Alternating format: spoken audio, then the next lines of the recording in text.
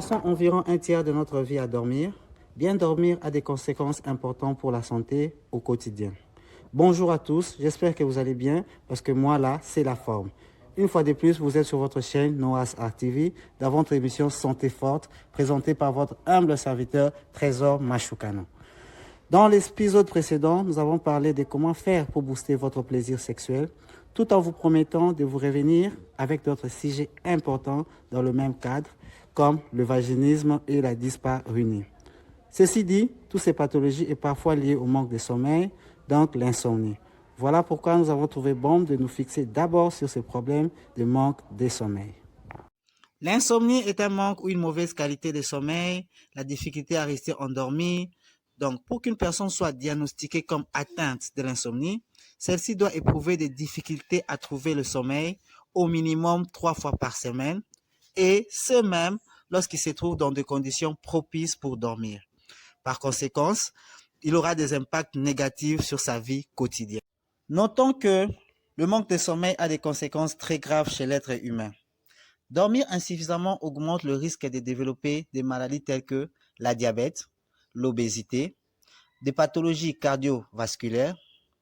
L'insomniaque a une baisse de vigilance, une baisse des défenses immunitaires et sa processus de vieillissement sera très accéléré. Et souvent, l'insomnie provoque l'apparition de troubles de comportement tels que l'irritabilité, la dépression, l'agressivité, où la personne devient violent ou violente, nervosité, difficulté de concentration. Voyons alors quelles sont les causes et facteurs de manque de sommeil dans nos vies quotidiennes.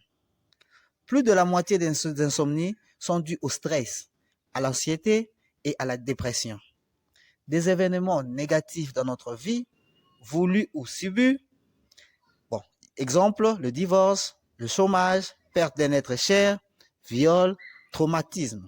Et dans ces cas-là, l'insomnie est le plus souvent passagère. Cependant, après avoir vécu des situations pénibles comme des accidents, il arrive que le retour au sommeil normal ne se produit plus jamais, même lorsque la cause occasionnelle a disparu ou s'est éloignée. Alors l'insomnie devient chronique et elle est considérée comme une maladie à soigner sans négligence. Comme l'habitude est pour nous dans notre émission Santé Forte d'apporter des solutions à nos problèmes, ensemble, retenons d'abord que le traitement à base de plantes ont une bonne efficacité sur le sommeil sans avoir d'effets indésirables.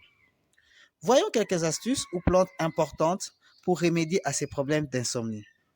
Bien sûr, après avoir arrêté des habitudes comme la consommation abusive de l'alcool, le tabac et tant d'autres. Pour lutter contre l'insomnie, voici d'abord le fruit et légumes à intégrer au repas du soir. Souvent, souper avec des légumes secs comme les haricots, les fèves sèches, les lentilles. Et pour ce qui est de fruits, il y a aussi des fruits secs comme le fig, le melon, la compote ou bien jus de fruits.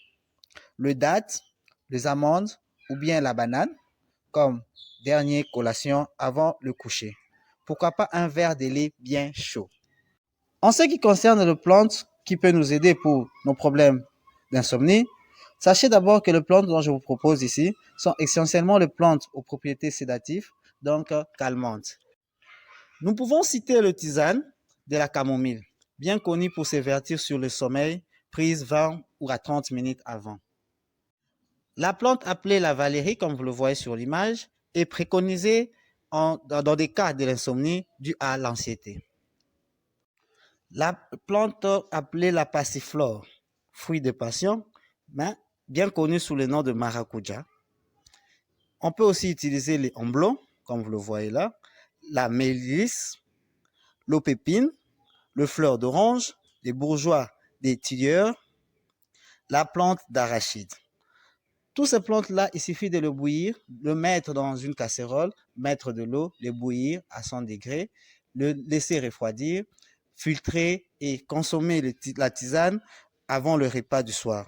On peut éventuellement ajouter du sucre si on trouve que c'est important.